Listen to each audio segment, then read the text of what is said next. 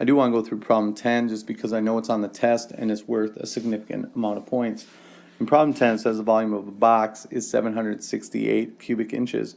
The width is 16 inches more than the height, and the length is 4 inches less than the height. Find the dimensions of the box. Now, of course, a good first step might be to draw a box. This will help us just visualize everything that's going on. Since I want the dimensions of the box, that's the length, the width, and the height. Since everything is relating the other dimensions to the height, I'm going to identify the height. Then the width is 16 more than the height, so whatever the height was, I'm going to add 16 to that. The length is 4 inches less than the height, so whatever the height was, I'm going to subtract 4 inches. Now I can create my volume equation.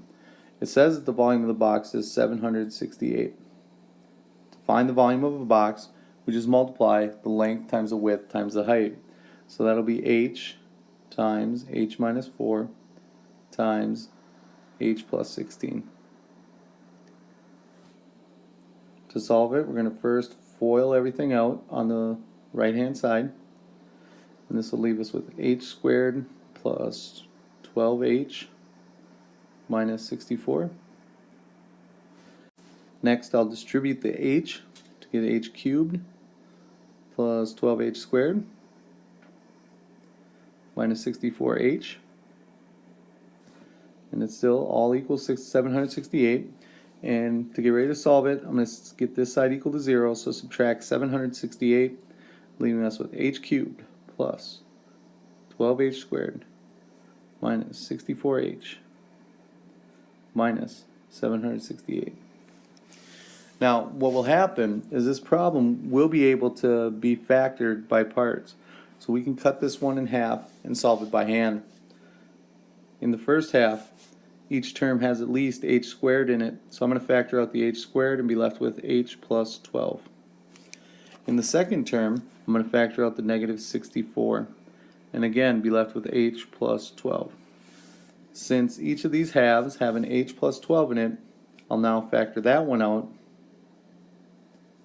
and still have h squared minus 64.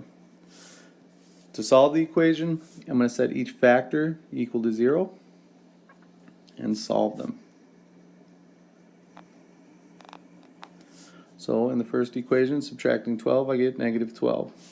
In the second equation, I got h squared is equal to 64.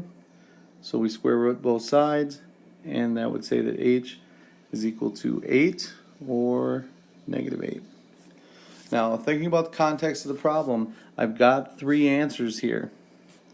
That doesn't mean those are my 3 dimensions.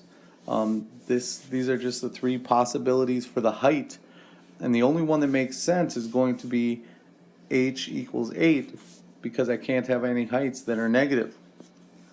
So that's our first dimension. The height is 8 inches.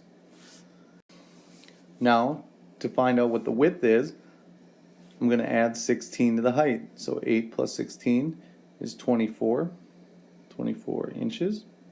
And to find the length, I'm going to subtract 4 from the height. 8 minus 4 is 4 inches. And those are our 3 dimensions. And we put little x's in between them just to distinguish between the 3 dimensions.